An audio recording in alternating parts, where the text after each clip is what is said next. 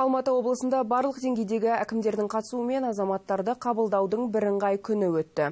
Кездесулер Аманат партиясының қоғамдық қабылдау бөлмелерінде онлайн және офлайн форматта ұйымдастырылды.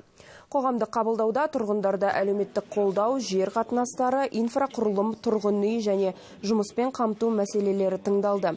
Әр өтініш бойынша нақты тапсырмалар берілді. Назар аудартқан мәселенің бірі Ұзынағаш ауылында 600 орындық мектеп салу мәселесі. Нысан салатын жер телімі белгіленіп қойды. Халық саны артқан соң білім беру нысандарына түсетін жүктеме көбейген.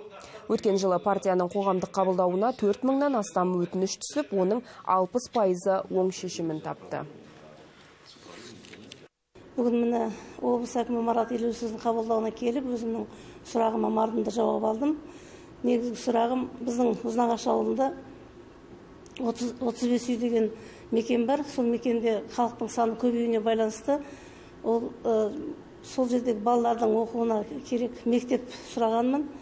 Облыс әкімі жақсы жауап берді. Қазір Қарғалы ауылында 3 ауысымды мектеп салынады екен. Биыл сол мектеп салынғаннан кейін келесі жылы мектеп салуды қарастырамыз деді.